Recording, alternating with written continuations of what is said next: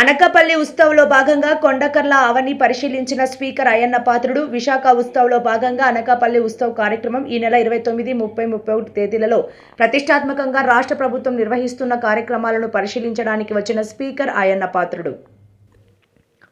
ఈ సందర్భంగా అయ్యన్న పాత్రుడు మాట్లాడుతూ, గతంలో విశాఖ ఉత్సవం పేరుతో కార్యక్రమాలు నిర్వహించేవాళ్లమని, ఇప్పుడు ప్రాంతాల వారీగా ఉత్సవాలు చేయాలని రాష్ట్ర ప్రభుత్వం నిర్ణయించిందని అన్నారు.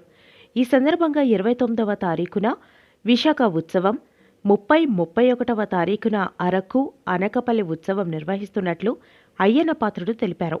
ఈ కార్యక్రమంలో జిల్లాలో ఉన్న ప్రతి ఒక్కరూ కూడా కుటుంబ సమేతంగా ఈ ఉత్సవంలో పాల్గొని హ్యాపీగా ఉండాలని, రానున్న రోజుల్లో ఈ ఉత్సవాలు మనం ఘనంగా కుటుంబ సమేతంగా జరుపుకోవాలని ఆయన జిల్లా ప్రజలకు సూచించారు. అంతేకాకుండా మన ప్రాంతాలలో ప్రసిద్ధిగాంచిన వంటకాలను, చేతి వృత్తులను ఈ ఉత్సవాలలో స్టాల్గా ఏర్పరిచి వచ్చిన వాళ్ళందరికీ మన ప్రాంత గొప్పతనాన్ని చాటి చెప్పాలనే ఉద్దేశంతో రాష్ట్ర ప్రభుత్వం ఈ అనకాపల్లి ఉత్సవాన్ని ప్రతిష్టాత్మకంగా నిర్వహిస్తుంది.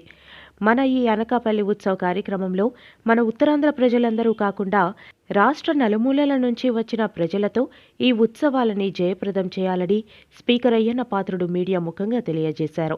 అంతేకాకుండా అనకాపల్లి అచ్యుతాపురం రోడ్డు విస్తరణలో భాగంగా 150 సంవత్సరాల నుంచి ఉన్న పెద్ద పెద్ద వృక్షాలను తీసేయకుండా వాటిని మిషన్ పునర్వనం పేరు మీద వాటిని తీసి వేరే చోట వాటిని నాటడం జరిగిందని, వృక్షాలను మనం రక్షిస్తే అవి మనల్ని రక్షిస్తాయని ఆ ఉద్దేశంతో రాష్ట్ర ప్రభుత్వం మిషన్ పునర్వనం కార్యక్రమం చేపట్టి ఎన్నో సంవత్సరాల నుంచి ఉన్న వృక్షాలను కాపాడుకుంటున్నామని అయ్యన్న పాత్రుడు అన్నారు.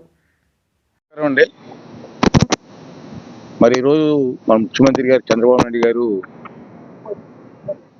ఈ ఉత్సవాలను పేరు మీద రాష్ట్ర వ్యాప్తంగా అన్ని ప్రాంతాల్లోని ఉత్సవాలు చేయాలని చెప్పి ఒక నిర్ణయం తీసుకోవడం జరిగింది. కారణం ఏంటంటే రోజులు మారే. పూర్వం అందరికీ టెన్షన్ ఉండేది కాదు, ఇప్పుడు అందరికీ టెన్షనే.